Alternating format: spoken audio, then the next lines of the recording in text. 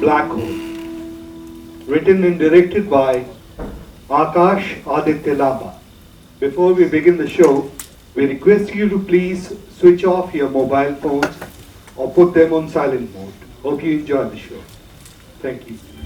According to scientists, black holes are places where ordinary gravity has become so extreme that it overwhelms all other forces in the universe. Once inside, nothing can escape a black hole's gravity, not even light.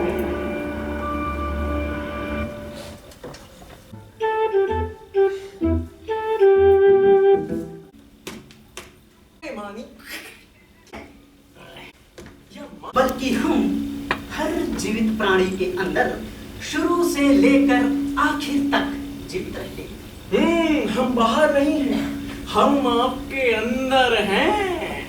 भी अब एकदम अंदर तक घुसे हुए हैं और बीच बीच में कुलबुलाते रहते हैं। और ऐसी ही कुलबुलाहट एक दिन आकाश आदित्य लामा नाम के फर्जी राइटर के अंदर हुई और उसने ये नाटक ब्लैक होल लिख दिया। अपना राइटर फर्जी है? बिल्कुल 100%। 10% TDS काट के और 18% GST जोड़ के। तुझे कैसे पता? अब ब्रो, हम अर्नब और रविश दोनों को फॉलो करते हैं, इसलिए हमको सब मालूम होता है। अरे भाइयों, नाटक को कंट्रोवर्शियल मत बना यार। अबे मैं कहाँ बना रहा हूँ, नाटक ऑलरेडी कंट्रोवर्शियल है। मैं गारंटी के साथ कह सकता हूँ कि ये नाटक देखने के बाद यहाँ बैठे 2-4 कपल के बीच में झगड़ा होना तय। लिख के ले ले तुम्हें। अबे कपल से झगड़ा नहीं करेंगे तो और कौन करेगा? हाँ? तू सिर्फ नाटक के बारे में बता।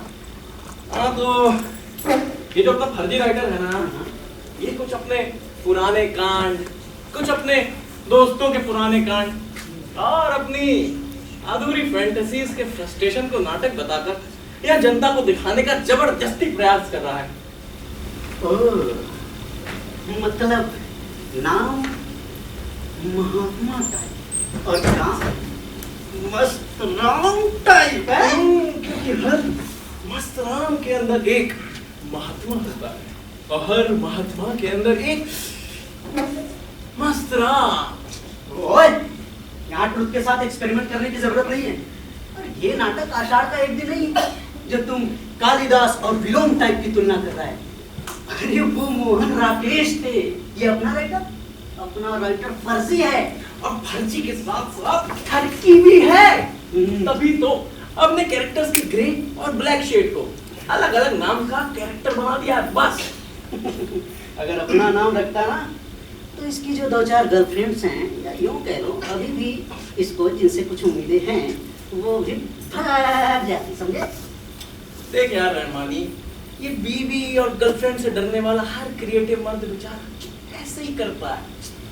अब ये रिलेशनशिप में फंसा मर्द ऐसे मामलों में अपने आप क्रिएटिव हो जाता है। लेकिन मर्द ऐसा करते क्यों? एक रिसर्च के मुताबिक महिलाएं जो होती हैं वो हर 15 सेकंड में शॉपिंग के बारे में सोचती हैं और मर्द सेक्स के बारे में। और भाई आदमी अपने सोच के हिसाब से ही तो क्रिएटिव होता है। और ये सब हम दोनों रहमानी और सुलेमानी के प्रकोप का ही असर है।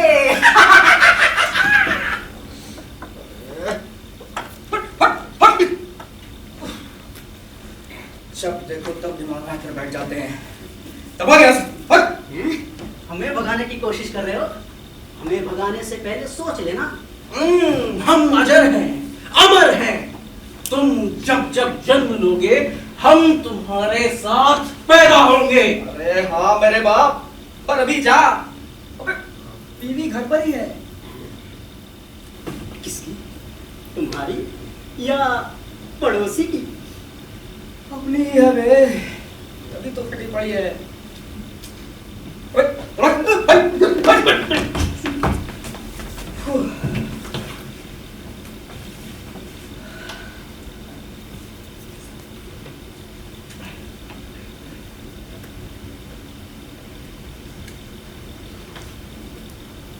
किससे बात कर रहे थे?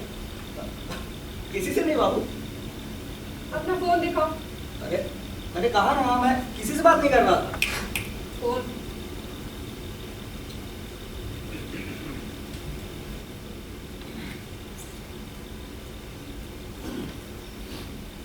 तुमने कॉल लॉग डिलीट किया? अरे नहीं बाबू, बिल्कुल नहीं।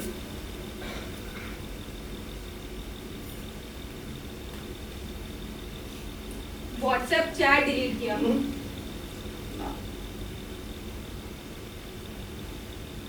ये मनोहर सकपाल ने क्या वीडियो भेजा है? डाउनलोड मत करना रे, तुम्हारे लिए नहीं कैसे वही है। सारी वीडियोस ना? यही तो डिजिटल इंडिया के असली फायदे हैं। शर्म नहीं आती तुम्हें? इसमें शर्म की क्या बात है? अरे सभी लोग देखते हैं। हाँ, बस वीडियो ही देखते रहना। रियलिटी में तो चाय में डूबे बिस्किट बन जाते हो, इसीलिए पूछ रही हूँ, शर्म नहीं आती तुम्हें?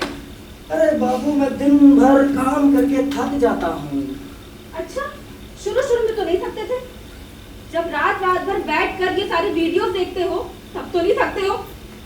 आप सब कहते क्यों नहीं हो? मुझसे बोर हो गए हो। अब तुम्हें मुझे देखकर कोई एक्साइटमेंट ही नहीं होती है। अरे कैसी बात करती हो बाबू? आई लव यू ना बाबू, आई लव यू बाबू।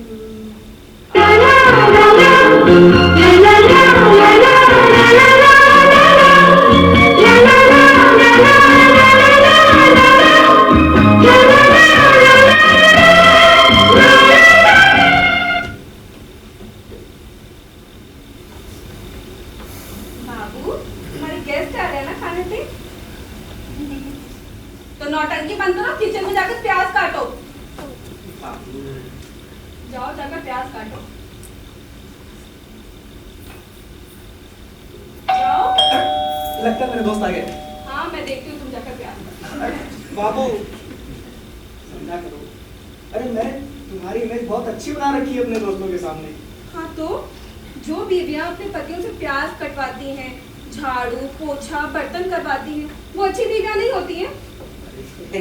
अब मनोहर को तो तुम जानती हो ना, सारा एक नंबर का कमीना। बाद में मेरा मजाक उड़ाता है। पता नहीं क्या सोचकर भगवान ने तुम मर्दों को बनाया था। अरे तुम कोई काम आने के लिए किचन का काम जाओ जाओ कि दरवाजा खोलो, जाओ। अरे मनोहर, क्या चाल है? आजा। बहुत टाइम लगाया मैं, बर्तन मांज रहा था क्या? बैठ चुपचाप। अरे संगीता, यार प्लीज यार, मेरे दोस्त से इतना काम मत कर, प्लीज यार। बैठ। तुम शादी कब कर रहे हो? यार मुझे भैंस पालने का कोई शौक नहीं है। बीवियां भैंस होती हैं? Sorry, I take my words back. दरअसल क्या है ना संगीता, यार मैं गुलामी नहीं कर सकता यार। तो शादीशुदा आदमी गुलाम होता है तुम्हारे हिसाब से, हैं?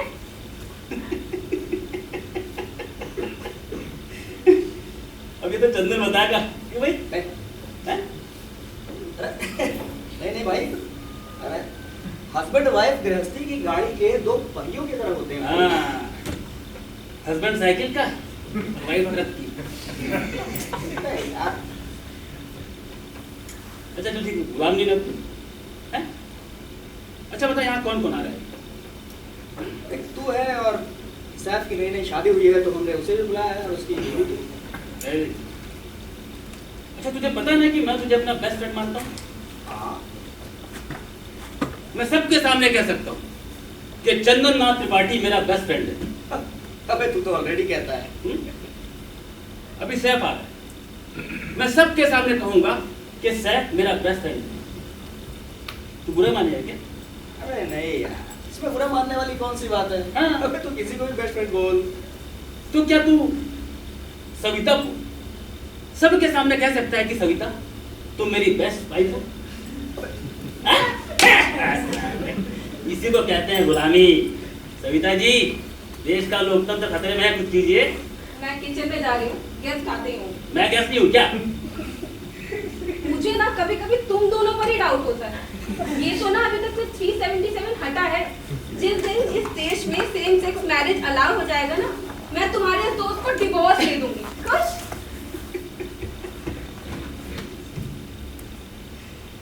यार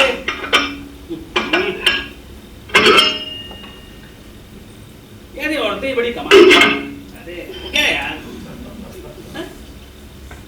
मतलब जब इनके पास आपकी बात का कोई जवाब नहीं होता ना, तो अपने बर्तनों से जवाब देती है। भाई देखो कुछ भी कहो, लेकिन बुढ़ापे में सिर्फ 3 ही चीजें आपके काम आती, आपकी सेहत, आपकी दौलत और आपकी बीवी। हाँ, दोस्त और रिश्तेदार तो इसलिए काम नहीं आते क्योंकि आपकी बीवी उन्हें आपकी लाइफ से पहले ही भगा चुकी है। और उन सब की बीवियां जो होती है वो अपने अपने पति को चंदन नाथ त्रिपाठी बना चुकी होती है। यही कहा ना? बाय द वे यार, तुझे अभी से बुढ़ापे की चिंता क्यों हो रही है? तो भाई वो कोई उसमें का प्रॉब्लम नहीं, ऐसा कोई प्रॉब्लम तो नहीं? देख, अगर है तो बता दे। क्या है कि अपना एक दोस्त है, उससे खानदान वाले शाही दवा खाना चलाते हैं। यार गोली खा के देख ले यार, हो सकता है तेरे बाल झड़ जाएं, थोड़े दांत भी झड़ जाएं, बाकी कुछ भी जाएगा भाई, गारंटी है। साले तू दिमाग से अभी भी कॉलेज में ही है। चल बेटा, वाह बहुत बढ़िया। साले जब तू सविता के सामने छुप छुप के मेरे भेजे हुए एमएमएस दिखता है, तब तेरा दिमाग कहाँ होता है? और मैं तेरी तरह ये डिजिटल इंडिया की मेहरबानी पर नहीं जीता भाई। आई एम प्रैक्टिकल गाय। ओ साले ऐसे ही प्रैक्टिकल बना रहा ना, तो एक न एक दिन मैं तुझे वो मेनी टाइम्स फॉरवर्डेड वाले किसी एमएमएस में जरूर देखूंगा। देख, तुझे पता है ना, बोल्स का सॉरी यार अंग्रेजी में थोड़ा घबराया तो बता। Bold star escort is much expensive than regular escort. तुझे क्या जिगलो बनने का शौक है? कॉलेज में तो तू ही बनना चाहता था। याद है वो कंप्यूटर पर चैटिंग वाले दिन?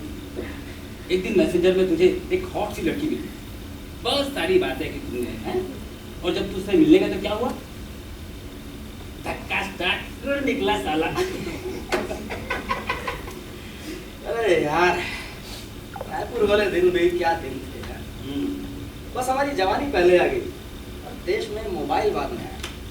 नहीं तो क्या? नहीं तो हम लोग भी लड़के को मोबाइल रिचार्ज करवा रहे होते हैं। हाँ यार, वैसे उन दिनों तू बिना मोबाइल के भी ना बड़ा खिलाड़ी था, मेरे में याद है। यार उस बारे में बात नहीं करते।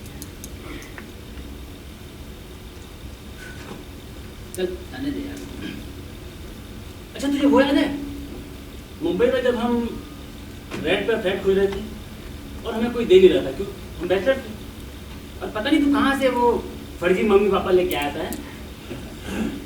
भाई मम्मी पापा तो फ्लैट दिलाकर चले गए। उसके बाद हर हफ्ते हमारी नई नई कजन्स आने लगी। हाँ, और वो सोसाइटी का सेक्रेटरी हमारी कजिन्स को गिनते गिनते थकने ही वाला था कि हमने सोसाइटी के अंदर ही एक फूल 2 माली वाला कार्ड कर दिया है।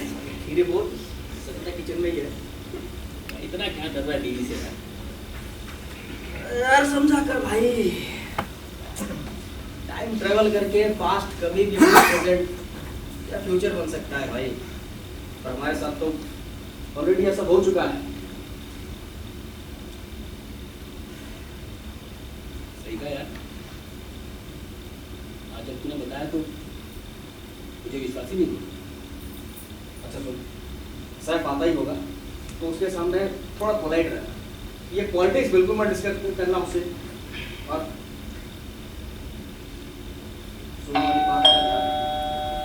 लगता है सैफ आ गया। जब तुम उसको भी समझा देना है, बहस ना करें।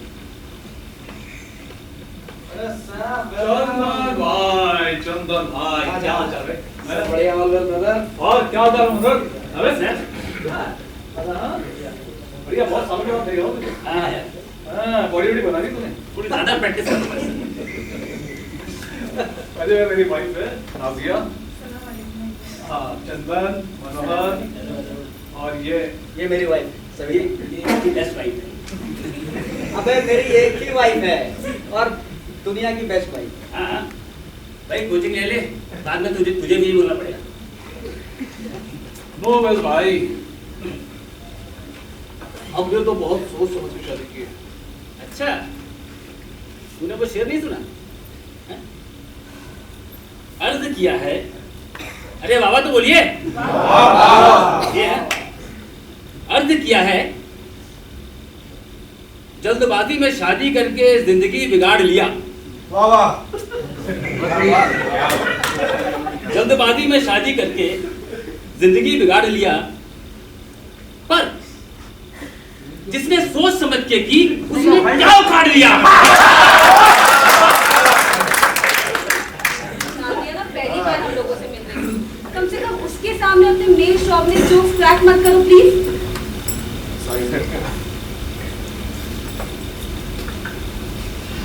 Nadia, I'm really sorry about this. I'm so sorry. मैं सबके लिए पानी लेकर आती हूँ। अरे नहीं, और चंदन भाई क्या चल रहा है आजकल? कुछ नहीं यार, वो एक हिस्टोरिकल टीवी शो लिख रहा हूँ आजकल। अबे हिस्टोरिकल टीवी शो मत बोलो, ये बोल के राजा रानियों वाला सास बहू पर सीरियल लिख रहा हूं। जहां अकबर बादशाह की महाराणा प्रताप से कम अपनी पत्नी से ज्यादा पति रहती है, और अकबर की दाई माँ है ना, दाई माँ, वो खाने में मिर्ची ज्यादा डलवाकर दोनों का झगड़ा करवाती है, अकबर और जोधा का। तो सीरियल है यार। अरे नहीं भाई, इस बार कहानी थोड़ी अलग है। पहले वे क्या कहा? आप टीवी सीरियल्स लिखते हैं? नहीं सच्चाई लिखते हैं। क्या है? हाँ, भाई को डायलॉग यहाँ घर में नहीं मिलते और इनके हीरो को सीरियल। कुछ भी कहो, मेरे को बहुत सीरियल्स पसंद है, मेरी अम्मी को भी बहुत पसंद है, इनफैक्ट मेरी खाला को तो इतने पसंद है वो दिन भर टीवी के सामने बैठी रहती है। अच्छा। हाँ, वैसे आपने कौन कौन से सीरियल लिखे हैं?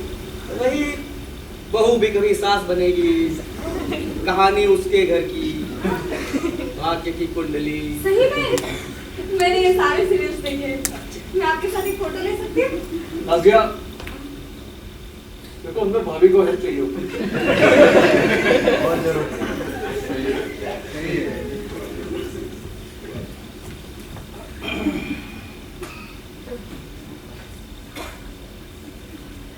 चल टेरेस पर सिगरेट पी कर आते हैं।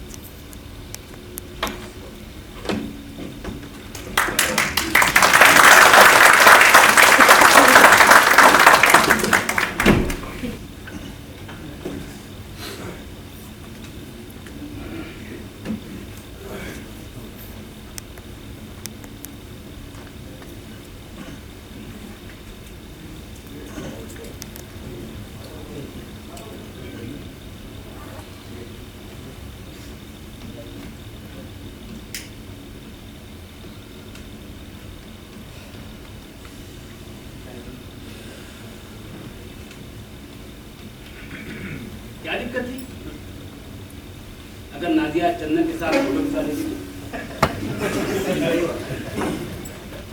देख मनोहर, तेरी तो अभी तक शादी हो नहीं पाई, और जिनकी हुई है उनको अपनी तरीके से अपने फैमिली को हैंडल कर दे। मैंने शादी नहीं की, इट्स माय चॉइस। अब तो मुझे अपनी वाइफ से कैसे बात करनी है, दैट्स माय चॉइस। अरे यार, कॉलेज के झगड़ों को पीछे छोड़ो यार। अरे लाइफ में ऐसे ही ले रखी है, home loan EMI, car loan EMI, 10 तरह के इंश्योरेंस, और ऊपर से ये सारे रिलेटिव्स। सोशल मीडिया पे कभी फॉरेन ट्रिप्स की तो कभी नई कार की फोटोज डालकर ऐसे ही सुलझाते रहते हैं। क्यों, तू नहीं सुलझाता है? कभी अपने नए सीरियल के मुहूर्त का फोटो, तो कभी अपने सीरियल के हीरोइन के साथ चिपक के फोटो। हाँ? तू भी तो सुलझाता है। फिर ये होता वो कहानी क्या थी? बताया ना, एक हिस्टोरिकल शो है, मतलब अभी तक तो हिस्टोरिकल ही भाई, आगे चल के राजा रानी सास बहू कह नहीं सकते। उसमें दिखाने वाले क्या हो? सारे हिंदू राजा ग्रेट थे और सारे मुसलमान बादशाह लुटेरे। हाँ, ये तो फैक्ट है ना। सब के सब लुटेरे थे, और यहाँ से लूट के जाते समय अपने किसी गुलाम को यहाँ की कमान सौंप दें ताकि वो आगे भी लूट सके। और जब कोई बड़ा लुटेरा मरता तो यहाँ का छोटा लुटेरा यहाँ का बादशाह बन जाता। मनोहर, तुझे ना कॉलेज के टाइम से मुझसे प्रॉब्लम है। तू तब भी मुझसे जलता था और आज भी मुझसे जलता है। अबे तुम तूने जिंदगी में ऐसा क्या उखाड़ लिया है कि मैं तुझे दे दूं? हैं? एक बात सुन ले, गोटे चाहे जितने बड़े हो जाए, रहते औजार के नीचे ये, समझा कि गोटे हाँ? गोटे औजार, आप ये देख लेते कौन गोटा कौन औजार है। भाई क्या यार, मतलब समझा नहीं तुम? क्यों तरह लड़ जा रहे हो यार तुम लोग? बराबर मैं तुझे समझाया था भाई। तो भाई इसको भी समझाना। अरे यार, वॉलेट है तुम लोगों के पास? वॉलेट सबके पास होता है आजकल। है तो निकालो, 100-500 जो भी है निकालो। निकाल। मैंने तोड़ फोड़ नहीं की है जो पैसे मांग रहे हैं। अबे निकाल, जितना बोला अपना सोच। उलो, उलो, उलो। गांधी जी दिख रहे हैं फोटो? अबे हर नोट पे गांधी जी होते हैं। याद है गांधी जी ने क्या कहा था? क्या कहा था? अगर कोई तुम्हें एक गाल पर थप्पड़ मारे तो उसके सामने अपना दूसरा गाल कर। What nonsense यार, हद होती है। नहीं जमती ना ये थ्योरी आज की डेट में। अब मेरी फिलॉसफी सुन, जब भी तुम लोगों को गुस्सा आए ना, तो ये याद करना कि गांधी जी की तस्वीर वाले ऐसे कितने नोट तुम्हारे अकाउंट में पड़े हैं और तुझ पर कितनी ईएमआई स्पेंडिंग है। जिंदगी की हकीकत से सामना होता है ना, सारी गर्मी अपने आप शांत हो जाती है।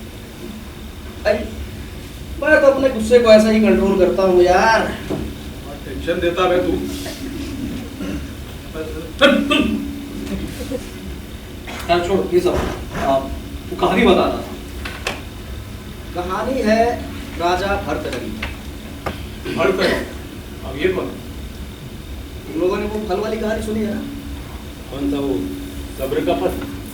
हाँ, वो सब्र का फल मीठा होता है और आजकल ज्यादा सब्र कर लो तो फल किसी और का हो जाता है।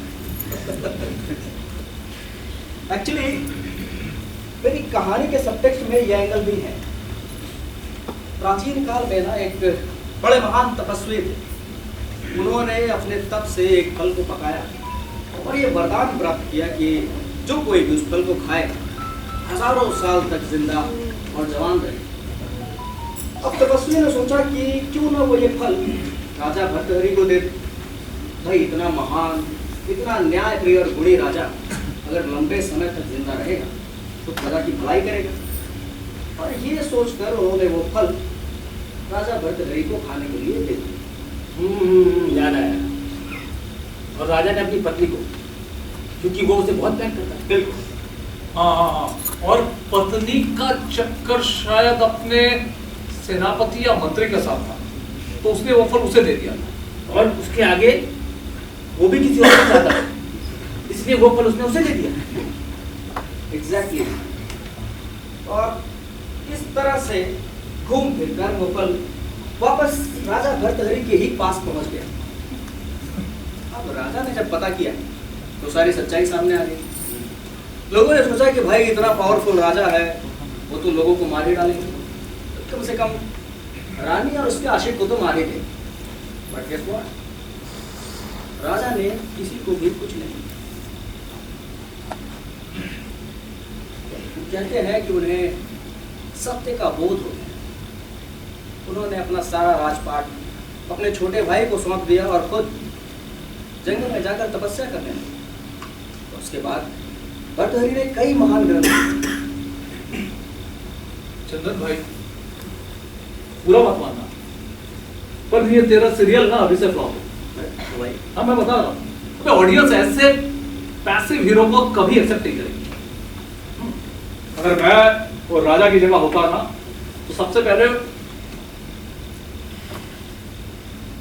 रानी के ना गर्दन को बनवाता और उसके आशिक के गोटे निकाल के उसे पूरे देश में। अबे साहब, अभी तेरी नई नई शादी हुई है, इसीलिए तो ऐसा बोल रहा है। यार देख, marriage is not all about sex. Yes, sex is an important part in life, but not everything. किसी एक सिचुएशन में हर इंसान का अलग अलग रिएक्शन हो सकता है। बिल्कुल। लेकिन एक बात इंटरेस्टिंग है यार, वो फल किसी ने खुद नहीं खाया, बल्कि उसे दिया जिसे वो खुद से ज्यादा प्यार करता था। ये तो ये इंडिया वाले भी कमाल के लोग थे साले, खरक के अंदर भी फिलॉसफी ढूंढ निकलते थे। भाई देखो, भले ही साइंटिस्ट कहें कि अर्थ ग्रेविटेशनल फोर्स की वजह से चल रही है, पर मेरा मानना है कि दुनिया तो इमोशनल फोर्स की वजह से ही चल रही है। भाई तेरी इमोशनल फोर्स वाली कहानी भी मैंने बहुत सुन रखी है। हाँ, कॉलेज के समय मैं तो हॉस्टल में रहता था, तू और ये मनोहर, तुम दोनों साले सिटी में रूम रेंट पे रहते थे। हाँ, और सुना है तुमने वहां कोई अभी बताई थी प्यार हो गया था यार। प्यार हो गया था साले, कुछ भी यार। अबे 10 साल बड़ी थी तुझसे वो। अबे प्यार का इससे क्या लेना देना? भाई प्यार का इससे ही लेना देना होता है। हाँ, basic of love is sex. कुछ इससे कुछ, वो अगर आज मिलेगी इसको, ये प्यार करेगा जब से। अरे जहां तक मैं चंदन को जानता हूँ, ये ना उसको भुलाया और ना कहीं भूलेगा। कमाल है, कमाल है। मुझे ना आज तक समझ में नहीं आया कि ये infatuation, attraction, love at first sight, धीरे धीरे वाला प्यार, झटके वाला प्यार, हैं? Marriage is all about falling in love with the same person again and again. साले ये सब होता क्या है? यार देखो, साइंटिस्ट कुछ कहते हैं, फिलोसोफर्स कुछ कहते हैं, लॉ कुछ कहता है, सोसाइटी कुछ कहती है। क्या करना है इन सब चीज़ों में पढ़कर? लाइफ में जो जैसा मिले वैसा एक्सेप्ट करो। Acceptance is the best retaliation. मेरे ना एक मामू थे, वो कमाल की बातें करते थे। उन्होंने एक बार मुझे बताया था कि खुशहाल शादीशुदा जिंदगी का एक ही राज है, मियां बीवी दोनों में से या तो एक चूतिया या दोनों में से एक को चूतिया बने रहने की एक्टिंग आती हो। तो भाई देख, अपन तो चूतिया है नहीं, और ना ही हमें चूतिया बने रहने की एक्टिंग आती है। ये अलग बात है कि आप शादी के बाद कभी कभार बाहर खाने का दिन हो जाए, किसी को चूतिया बना लेते। सारे सुधर जा, शादी हो गई है तेरी। क्या उसका नाम क्या था? किसका? वही भाभी जी पड़ोस में है।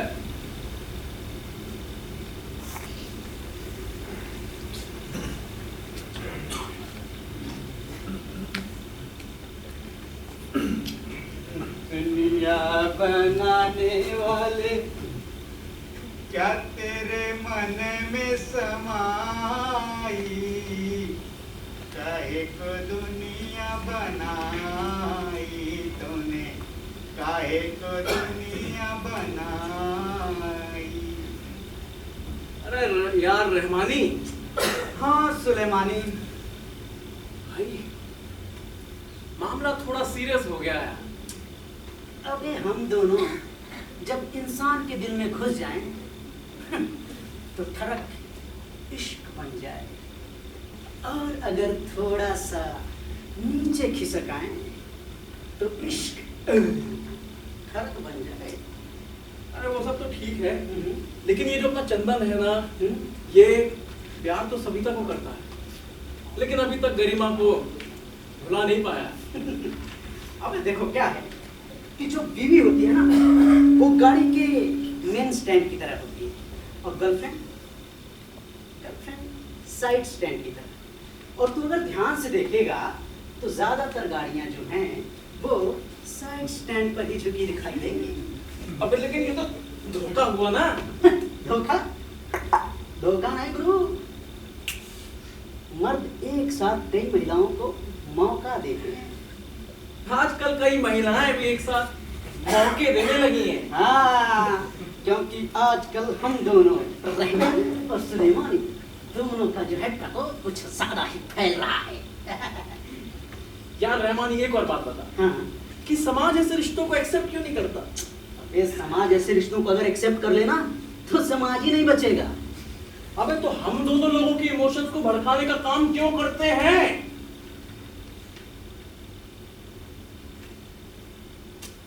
फिर अगर ऐसा हम नहीं करेंगे ना तो हम दोनों ही नहीं बचेंगे, समझे? सोच सोच कि अगर दुनिया में हर आदमी अच्छा ही हो जाए तो दुनिया जन्नत नहीं हो जाएगी। और जन्नत में तो एक से एक बोरिंग लोग रहते हैं यार। सुलेमानी यार एक बात बता कि ये जो अपने तीनों लौंडे हैं वो कहाँ जाएंगे, जन्नत या दोज़ख? देख यार, ये बताना थोड़ा अभी जल्दी होगा, क्योंकि अभी पढ़ते खुली कहाँ है इन तीनों लौंडों की। हाँ, अभी तो चंदन का वो रायपुर वाला चैप्टर ही नहीं खुला है। वो गरिमा वाला चैप्टर। यस।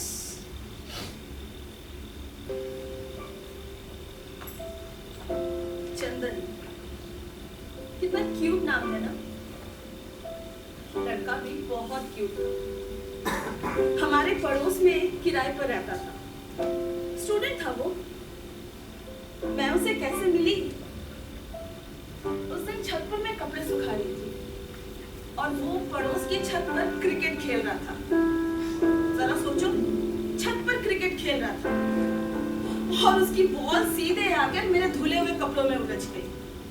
बहुत गुस्सा आया था मुझे और उसके क्यूट से चेहरे को देखकर न जाने की हंसी सी आ गई। फिल्मों में ऐसा होता है कि हीरो और हीरोइन की मुलाकात एक नोक-झोंक के साथ शुरू होती है, पर हम लोग असल जिंदगी में हीरो हीरोइन नहीं थे, क्योंकि मेरे जीवन के हीरो तो अनुराग थे। 16 साल हो गई थी हमारी शादी को।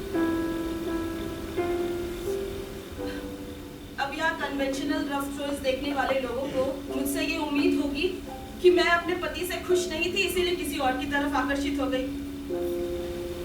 नहीं, ऐसा बिल्कुल भी नहीं था। अनुराग बहुत अच्छे पति थे।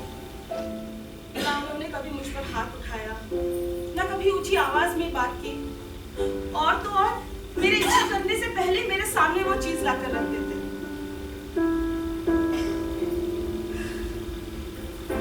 तो फिर मैं क्यों भड़की थी? चंदन क्या था मेरी लाइफ में? वो एक्स्ट्रा थ्रिल या फिर वो लड़का जो मेरी बातों को सुना करता था? मैंने कहीं पढ़ा है, औरतें इस उम्मीद में किसी मर्द के साथ सोती है कि वो उसकी बातें सुनेगा, और मर्द किसी औरत की बात इस उम्मीद में सुनता है कि वो उसके साथ सोएगी। नेचर ने भी कैसी कैसी बातें सिस्टम बनाई है ना। खैर, चंदन वैसे वो था तो एक नंबर का लल्लू टाइप। वो तो मेरे पति से किसी भी मुकाबले में 21 नहीं था, ना लुक्स में, ना पैसे में, ना इंटेलिजेंस में। वो तो कहीं भी नहीं ठहरता था। इसीलिए तो किसी को भी शक नहीं हुआ कि मेरा चंदन जैसे लड़के के साथ अफेयर हो सकता है। लेकिन कहते हैं ना, लोगों को अपने से ज्यादा दूसरों के घरों में झांकने का शौक होता है। बिल्कुल सही सुना। जो लोग लीक्ड एमएमएस देखते हैं, औरतें जो दूसरों के एक्स्ट्रा मैरिटल अफेयर्स के बारे में गॉसिप करती है, वो सब क्या है? दुनिया में सारा थ्रिल टैबू में होता है, और हर स्ट्रेट इंसान के फैंटेसी में ना बहुत सारी चीजें कन्वियस होंगी। वन नाइट स्टैंड हो तो एक बार रात गई बात गई हो सकती, पर कंटिन्यू अफेयर भले ही आपके पार्टनर को ना पता चले, पर किसी ना किसी को तो एक दिन पता चल ही जाता है। हमारे साथ भी ऐसा ही हुआ, और उसके बाद जो हुआ वो मैंने उम्मीद ही नहीं की।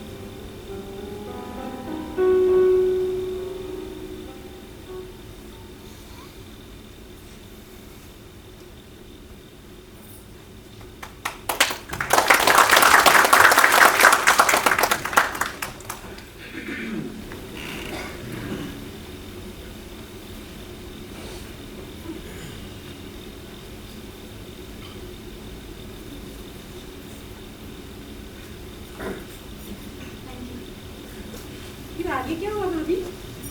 आगे आगे कॉलेज खत्म, हमारा रोमांस भी खत्म। ओह, तो आप लोगों ने शादी क्यों नहीं की? मतलब घर वाले नहीं माने इसीलिए? अरे नहीं नहीं, घर वालों का इसमें कोई लेना देना नहीं।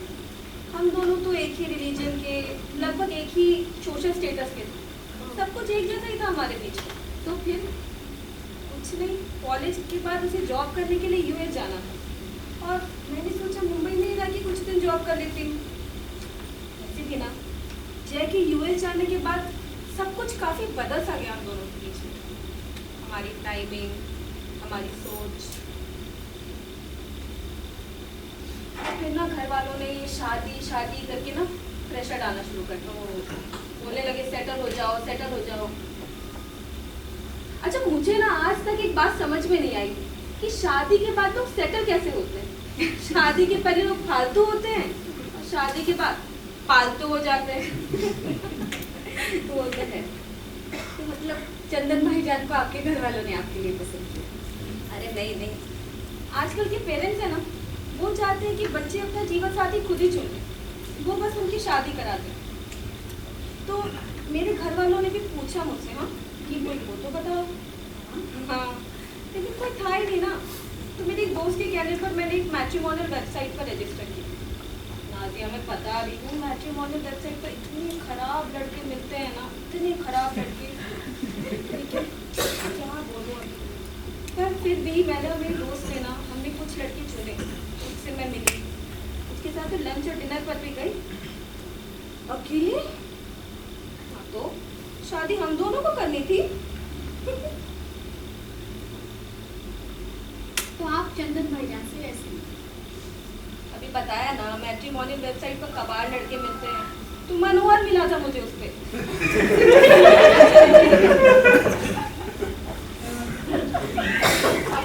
क्या हुआ? नहीं नहीं, कुछ नहीं। तो आपने चंदन भाईजान से शादी कर ली, मनोहर भाईजान ने कुछ नहीं कहा? देखा ना तुमने, कितना बड़ा इडियट है वो मनोहर, उसे कौन शादी करेगा? चंदन ना मुझे समझदार लगे, मेरे घर वालों को भी वो अच्छे लगे, फिर हमने शादी कर ली। तो मनोहर भाईजान ने आप लोगों से कुछ नहीं कहा? वो तो इस बात से खुश होता है कि चंदन फंस गया और वो बच गया। और ऐसे भी ना, हम दोनों के बीच में कुछ था नहीं, मैं तो ना उसे एक बार मिलने के बाद ही। पर और वैसे भी ना, वो बड़ा कमिटमेंट फोबिक है, मुझे वो कॉलेज वाली गलती करनी भी नहीं थी। पर आप चंदन भाईजान से प्यार तो करती? दिन भर में ना खुद को एक बार जरूर सोचती हूँ कि मेरी क्या मती मारी गई थी जो मैंने चंदन से शादी कर ली। हाँ, दुनिया में हर पति पत्नी कभी ना कभी एक दूसरे से दुखी जरूर होते हो, या हो सकता है रोज ही होते हो।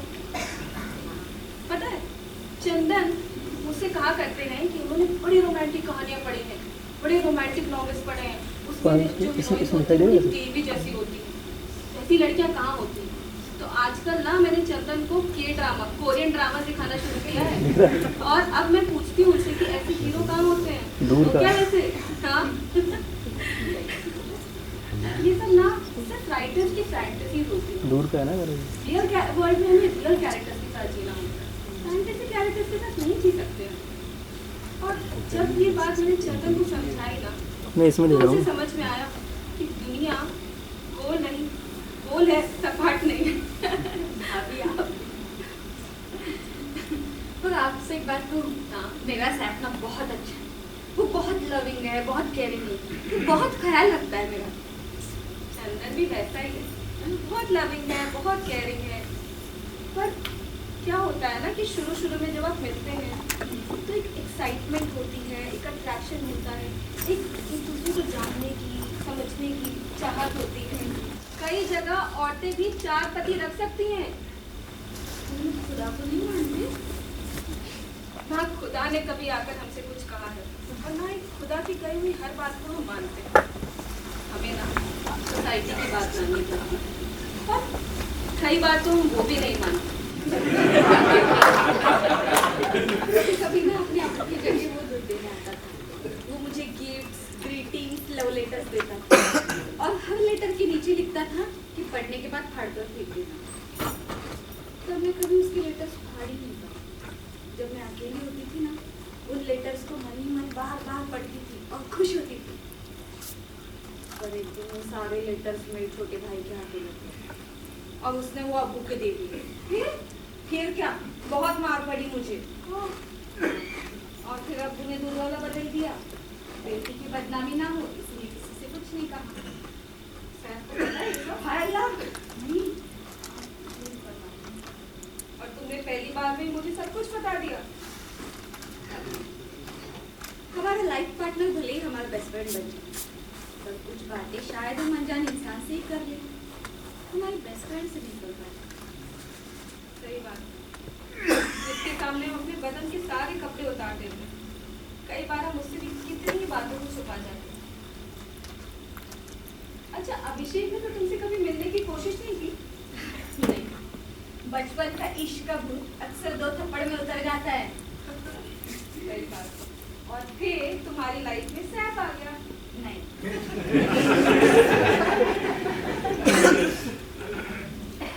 इंसान का मजहब कुछ भी हो, उसके चमड़े का रंग कोई भी हो, भले उसकी हैसियत ऊपर नीचे हो, पर सबका दिलो दिमाग तो एक ही जैसा सोचता है।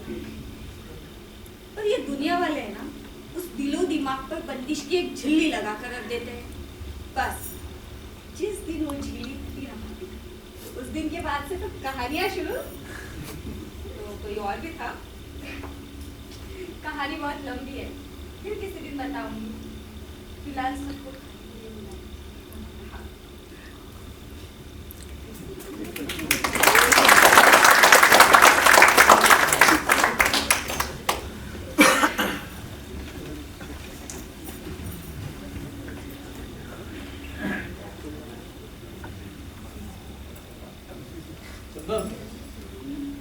उसकी बात क्या भाई यार? जी छोड़ जाने दे यार। और पता ना वे, तो आज भी सोशल मीडिया पे तो उसके फोटोग्राफ देखता ही होगा। जाने देना यार, चलिए टॉपिक है। हाँ यार, कैसे जाने दे? रायपुर से इंजीनियरिंग कंप्लीट करने के बाद तू और मैं तो आ गए थे, पर ये भाई अपना ये वही भिलाई में नौकरी करने लगा था। सुना है तू रोज भिलाई से रहे तो उसके लिए अप डाउन क्या करता था?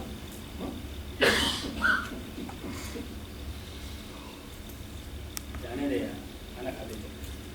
बरोबर, सैफ को भी जानने दे। सैफ, गरिमा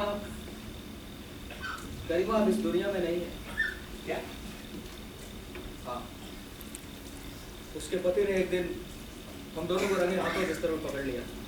Oh shit! समझ गया भाई। उसने गरिमा को मार दिया होगा और तू किसी तरह अपनी जान बचा के यहाँ भागा है, राइट?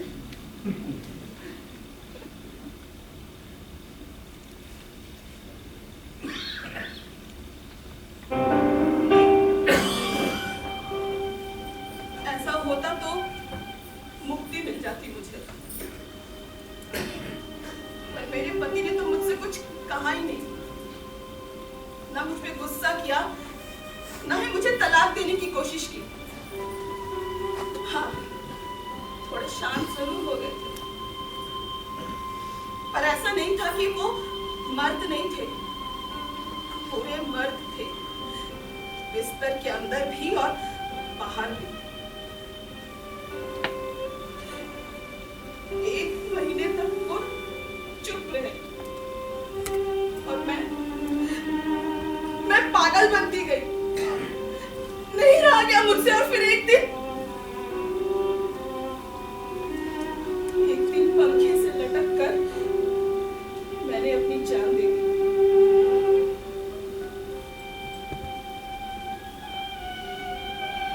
मेरे इस तरह से सुसाइड करने पर लोगों को लगा कि ये सुसाइड नहीं, मर्डर है। और मेरे मर्डर के आरोप में अनुराग जेल चले गए, पर वहां भी जाकर उन्होंने अपना मुंह नहीं खोला। साल बाद सबूतों के अभाव में उन्हें जेल से रिहा कर दिया गया।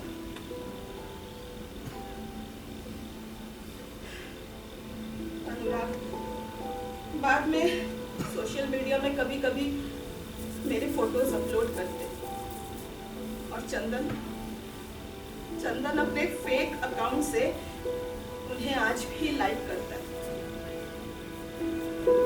दोनों मर्द अपनी अपनी जिंदगी में नॉर्मल दिखने की कोशिश कर रहे हैं, पर कभी कभी वो दर्द तो छलक ही जाता है ना।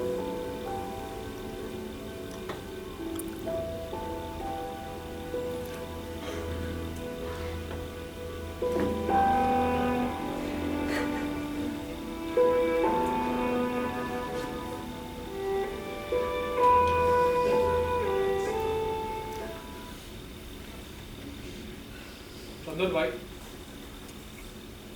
पूरा मत मानना, पर कोई मुझसे पूछे तो मैं यही कहूंगा कि ऐसी औरतों का यही अंजाम होता है। एक से अब इस बारे में कोई बात नहीं। क्या है ना कि लाइफ में लाइफ पार्टनर बहुत सोच समझ के चुननी चाहिए। मुझे देखा कॉलेज में कितनी गर्लफ्रेंड थी मेरी। एक तो तेरी राखी बहन थी, वो नंदिनी, उसके साथ मैंने मजे बहुत मारे, और शादी नहीं। तो कर लेता ना, मैंने कहा था तुझसे कोर्ट मैरिज से लेकर सारा खर्चा उठाऊंगा मैं, तू नहीं किया। अबे नंदिनी का मुझसे पहले भी तेरा बॉयफ्रेंड था ना, जाए उससे करे शादी। हाँ तो कर ली उसने शादी, उससे क्या कर ली? नंदिनी ने शादी कर ली? शादी कर ली, दोनों बहुत खुश थी। अच्छा, खैर नंदिनी क्या, वो मधु, डायना और सारिका, इनमें से किसी से भी शादी नहीं की मैंने। क्या है कि ऐसी लड़कियां टाइम पास के लिए ठीक है, घर बसाने के लिए। देख सर, मैंने यहाँ आने से पहले चंदन से प्रॉमिस किया था कि हम कोई भी नेगेटिव बात नहीं करेंगे, चलते हैं खाना खाते हैं। हाँ यार, मैं भी कहा उन कबाड़ों में घुसा रहूंगा। नहीं शादी हुई है, वाइफ के साथ एंजॉय करता हूँ।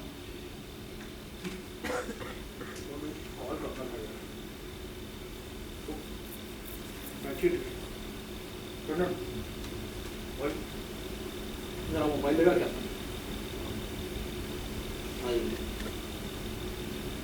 Thank you. मैं जरा पीछे जा सकता हूँ। आ रहा हूँ, आ रहा हूँ। अभी आ रहा हूँ। हाय इमरान। हाँ, अरे सैफ बोल रहा है यार। हाँ वालेकुम सलाम।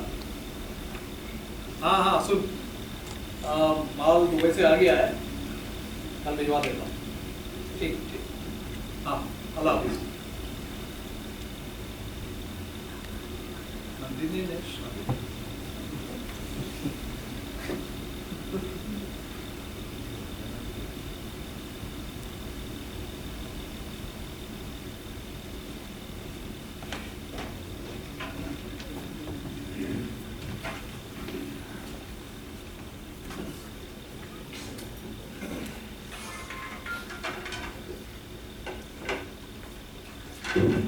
अरे आ गए तुम लोग? तुम लोगों की जीत ऑफ खत्म नहीं हुई? हमारी जीत ऑफ सुन रही हो नाज़िया? 10 मिनट का बोल कर गए थे, पूरे 1 घंटे बाद नीचे आ रहे हैं। गॉसिप करने के लिए सिर्फ औरतें बदनाम होती हैं, पर इन मर्दों को भी बहुत मजा आता है गॉसिप करने में। एक मिनट वो सर कोई अर्जेंट कॉल करना था तो। चंदन, क्या ये? क्या है? नाजिया का मैसेज तेरे मोबाइल में कैसे? नाज़िया का मैसेज? चंदन और नाज़िया तो आज ही मिले। चंदन और नाजिया चैट पर बात कर रहे थे। पता चंदन, तू नाजिया को कैसे जानता है? सर मैं बताता हूँ। बहुत बड़ी चुप रह। क्या हो रहा है ये सब? कोई मुझे कुछ बताएगा? भाभी, आपके पति ने नाजिया का नाम नवीन के नाम से अपने मोबाइल में सेव कर रखा। पढ़िए क्या मैसेज है। तुमने मनोहर से बात कर ली ना? मैंने सैफ को से कुछ पता नहीं चलना चाहिए? पता चंदन, पता ऐसा क्या है जो मुझे पता नहीं चलना चाहिए? मैं आपको बताती हूँ। चुप! चुप रह, चुप रह। तेरी बहुत जुबान चलने लगी है ना, घर चल फिर तेरी चपड़ी कैसा निकालता हूं देख तू। क्या करेगा बे? भेंचोद? तू सुनना चाहता है ना मैं तुझसे क्या छुपाना चाहती थी? तो सुन, ये जो तेरा दोस्त है ना मनोज सकपाल, इसके साथ मैं सोती थी। पागल चोट! और सुन है, सिर्फ मनोहर के साथ ही नहीं बल्कि चंदन के साथ भी सोती थी। दोनों को साथ लेकर सोती थी। एकदम सुना है ना? वो करते थे। What? Sorry सरिता, मैंने तुम्हें सिर्फ अभिषेक की कहानी सुनाई क्योंकि वो मेरी लव स्टोरी। तुम्हारे पति और मनोहर के साथ मेरी लव स्टोरी। शादी से पहले मैं अपनी खाला के यहाँ मुंबई आया करती थी। चंदन तब तक रायपुर की नौकरी छोड़कर मुंबई आ चुका था और मनोहर के साथ रहता था।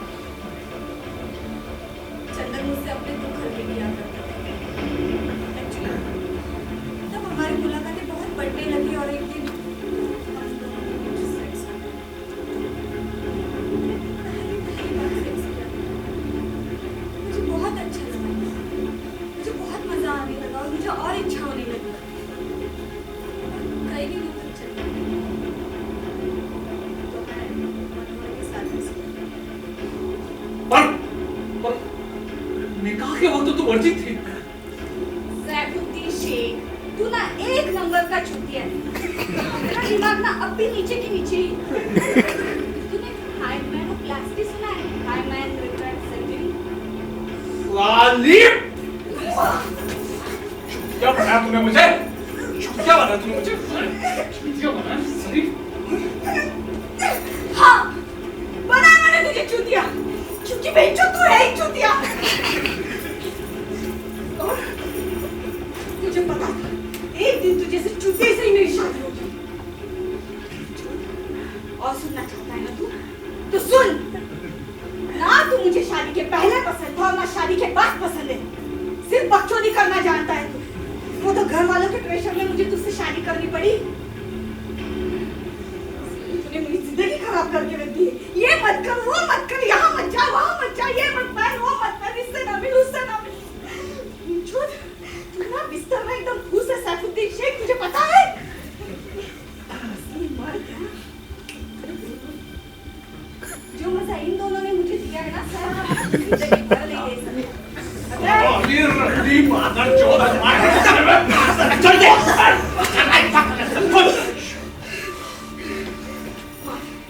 मार डाल मुझे, मार डाल। फिर कोर्ट में, जेल में, फांसी के तख्ते पे क्या कहेगा लोगों से? तेरी बीवी तुझसे ठंडी नहीं होती थी तो वो तेरे दोस्तों के साथ सोती थी। बता सर, ये कहेगा लोगों से? बता। छोड़ से मैं मर जाता हूँ। मार से क्या कर रहे तू? क्या कर रहा है यार?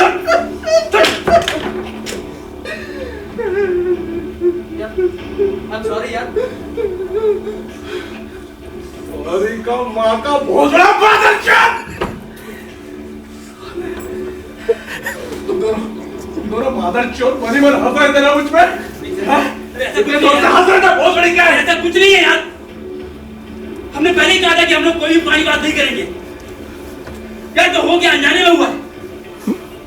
एक नाज़िया तेरी बीवी है और हम भी इज्जत करते हैं यार उसकी।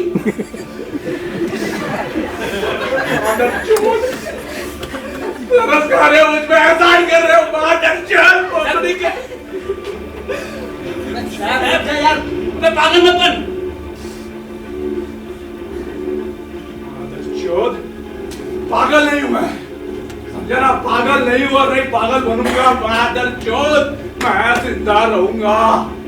सैफुद्दीन शेख कयामत तक जिंदा रहेगा। मादर चोर, मादर चोर जिंदा रहेगा। सैफुद्दीन शेख कयामत तक।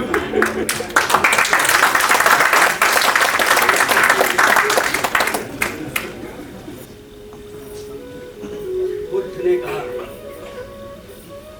ये संसार दुख का का घर है। और दुख का कारण है एक्सपेक्टेशंस। जब हम किसी से उम्मीद रखते हैं तो हमें दुख मिलता है। कृष्ण ने कहा है कि कर्म किए जाओ, फल की चिंता मत करो। क्योंकि फल तो हमारे हाथ में है ही नहीं। जो है उसे लेकर भरपूर जियो, और जो चला जाए समझो वो कभी तुम्हारा था ही नहीं। ये बातें कृष्ण और बुद्ध जैसे योगी कह सकते हैं, और आम इंसान इन बातों को सुन लेगा, शायद समझ भी लेगा, पर इस पर अमल करना इतना आसान नहीं है। कॉम्प्लेक्सेस के बिना इंसान कैसे रह पाएगा? आप लोग सोच रहे होंगे कि सैफ का क्या हुआ। सैफुद्दीन शेख, सैफ कई दिनों तक राजा भर्तरी की कहानी के बारे में सोचता रहा।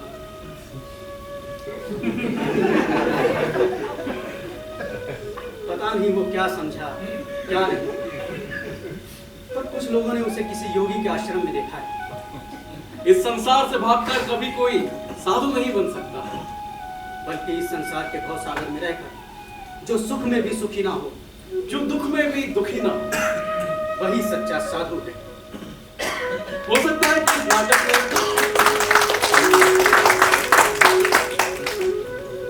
कि इस नाटक में आपके भी जीवन में अतीत के कुछ पन्नों को, या फिर मन के कोने में छुपी हुई भविष्य की लालसाओं को जगा दिया हो, तो अतीत को अतीत में रहने देते हैं और भविष्य को उसके ही गर्भ में पलने देते हैं, और वर्तमान में रहने का प्रयास करते हैं। क्योंकि जो आज है वही सत्य है, और आज को ना हम अतीत की कहानियों से बदल सकते हैं, ना ही हम भविष्य को वर्तमान बना सकते हैं। बस आज जैसा है उसे वैसा ही स्वीकार करते हैं।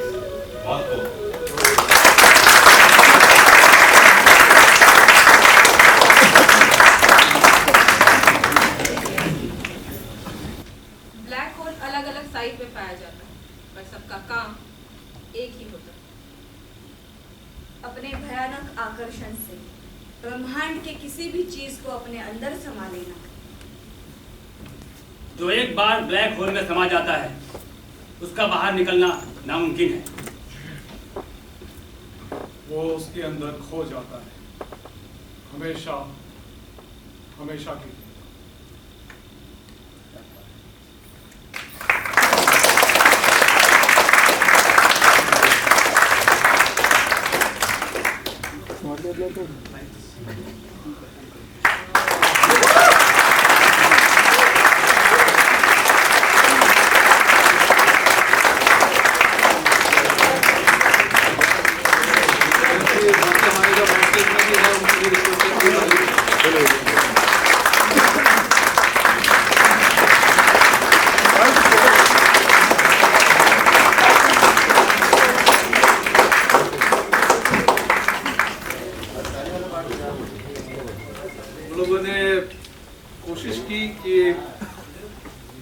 ये हमारा पहला शो था एक्चुअली, तो अभी आशा है कि इसके साथ कुछ इम्प्रूवमेंट होगी, स्क्रिप्ट में भी कुछ एड ऑन्स होंगे।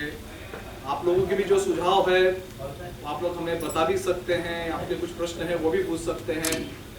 और अगर आप प्लीज़ आप लोग सोशल मीडिया में इसके बारे में ज़रूर लिखिए, जो भी अच्छा लगा है बुरा लगा है, आप सबका बिल्कुल आप दिल से लिखिए, हम उसे दिल से स्वीकार करें। हमारे पेज पे भी लिखिए, अपने पेज पे भी लिखिए। प्लीज़ आप लोग बैठ जाइए, कोई आपके प्रश्न हो तो आप पूछ सकते हैं।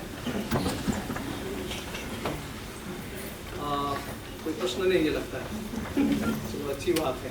सीक्वल का इंतजार है। मैं परिचय करवा दूं, अभिषेक खूब पहने हो, म्यूजिक पर अभिषेक, सेट पे जगदीश निशांती, प्रोडक्शन में सुधीर तोमर, सनी सिंह, कुमार, कॉस्ट्यूम में रेशमा मैत्री, जयेश मैत्री।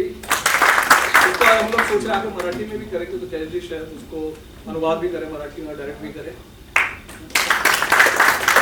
विवेक उपाध्याय, विवेक जी ने इस प्ले को डिजाइन करने में और मेरे मोस्टली ज़्यादातर जहाँ मेरा नाम होता है काम इन्हीं का होता था। उपाध्याय जी, ये सविता है एक्चुअली इनकी। पूजा कानकटे, विष्णु प्रिया, अंकिता तिवारी, धर्मेंद्र अहिरवार, विनोद यादव, अमितेश शर्मा, अनुपम, राकेश भदौरिया, और आप लोगों का के अंदर जो गंदे विचार आए हैं उसके मैं लेखक और निर्देशक। अगर कोई प्रश्न नहीं है तो मैं हमारे बीच में बहुत मूर्धन्य, हमारे बहुत ही सीनियर मैं देख सकता हूँ उन लोग आए, अपना समय लेकर आए। मैं निवेदन करूँगा एक बार सर आप लोग भी आए। आदरणीय हरीश भिमानी जी महाभारत के समय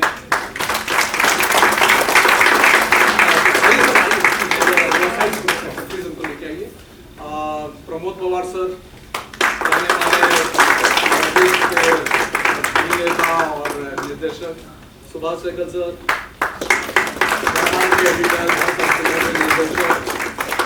ज्ञान सहाय सर, आइए सर, हम लोग तो फोटो खिंचवा रहे सर, और अपना Kuldeep Sinha sir, film division के डायरेक्टर जनरल, कॉर्पोरेट हमारे राइटर्स ग्रुप के अध्यक्ष अशफाक खोपेकर जी,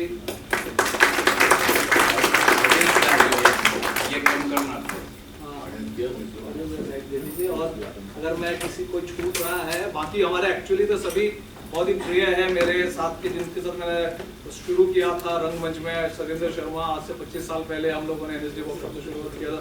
हमारे सीनियर है धर्मेंद्र जी, अनंत गुप्ता जी, अरुण कांटे जी ग्वालियर से, हमारे NFC के सारे मित्र, अपना राजेंद्र महापात्रा जी, चेतन माथुर जी, ज्योत्सना जी, और हमारे तीन महारथी है यहाँ पर, क्या दिन तो बच्चा है जी, और हिंदू सरकार के राइटर अनिल पांडे जी, और टिट्टू सलूजा जी, और Karanjeet Saluja, Booth and Friends के डायरेक्टर, और भी अगर मैं किसी को मिस कर रहा हूँ। वैसे आप सभी मैं जानता हूँ, ज़्यादातर मैं देख रहा हूँ जाने पहचाने चेहरे हैं, हमारे बीच के ही चेहरे हैं। तो कमल किशोर, थैंक यू, आप सभी का, राकेश राठौर, किसी का नाम भूला तो सॉरी। तो सर अगर कोई सवाल है तो पूछ सकते हैं सर। आधा घंटा और चलेगा प्ले। चलेगा, धीरे बोला कि सवाल पूछ रहे हो तो तो एक हमारे कोई फोटो ले रहे हैं क्या जोस्ना जी? हाँ प्लीज आइए सर, थोड़ा आइए सर, आप लोग प्लीज बीच में आइए सर, आइए आप लोग आगे आ जाइए, आप परफॉर्मेंस करने कृष्णा जी, यश जी आप लोग आगे आ जाइए। बहुत सारे सेंसर वाले बैठे हुए हैं, उन्होंने यूएस सर्टिफिकेट नहीं, प्ले के लिए तो थोड़ा प्राची भी है यहाँ पे। हाँ, प्राची, अनीश हमारे बिग बैंग के पुराने एकदम शुरू से ही हमारे साथ जुड़े हुए बिग बैंग के, जैसे रविशंकर प्रसाद जी, तो नहीं ये प्ले के लिए थोड़ा सा छूट देते हैं, है ना। उन्होंने दो ही जगह बोला, जो गाली हमने कई बार दी, उन्होंने बोला 1-2 जगह उन्होंने कहा काटो, दो ही जगह वो कौन सी एक सलाह ये पूरे नाटक को देखते हुए जब नाटक का मोनोलॉग जब आ रहे थे तो नाटक की जो अपनी खास जो आपने कथा वस्तु है वो बहुत ज्यादा जो है समझ में आ रही थी ऑडियंस जी। तो शायद मेरी गुजारिश है कि आगे अगर स्क्रिप्ट पे कुछ काम हो तो जितने भी कैरेक्टर्स हैं सबका थोड़ा थोड़ा सा मोनोलॉग अगर हो जाए तो शायद प्ले में और इजाफा हो। आप लोग और ब्रिलियंट जितने मोनोलॉग्स थे एकदम निखर के आ रहे थे, इनका जो तो बहुत धन्यवाद, ये अच्छा सुझाव है, हम इसका ध्यान रखेंगे। और प्रमोद सिंह जी आपका कुछ सुझाव, हरिशंकर सूफी जी कुछ सुझाव, विपुल भट्ट जी, बॉबी भट्ट जी, बहुत अच्छा, बहुत ये तो हमारे साथ पिछली बार हमारे साथ इसी मंच पे इन्होंने पगड़ा घोड़ा किया था, उसके बाद से कान पकड़ लिया, हमारे साथ नाटक नहीं करेंगे, ऑडियंस में बैठेंगे। श्रीहरि जी, यहाँ पे क्या है ना, फिल्म सेंसर बोर्ड के भी बहुत सारे लोग बैठे हुए हैं एडवाइजरी पैनल के, और उन्होंने ऐसी ऐसी गालियाँ सुनी हैं। नाटक में छूट है, सरकार नाटक के मामले में सरकार थोड़ी लिबरल हो जाती है, फिल्मों में नहीं है। ये देखिए एक और बैठी है,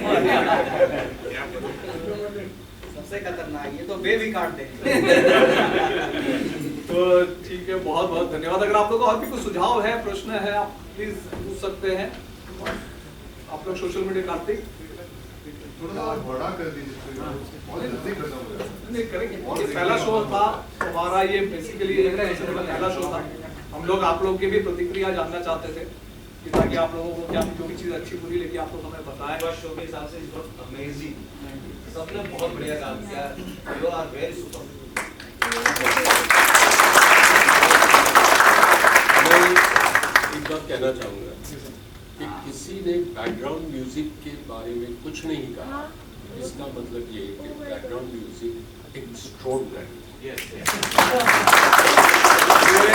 हमारे यहाँ में हम लोग नेपोटिज्म को काफी बढ़ावा देते हैं हमारे यहाँ। तो ये पति पत्नी और पति पत्नी का भी, पति पत्नी और पत्नी के भाई साहब, बैकग्राउंड म्यूजिक उनका भी बड़ा रोल है। नहीं, बहुत ही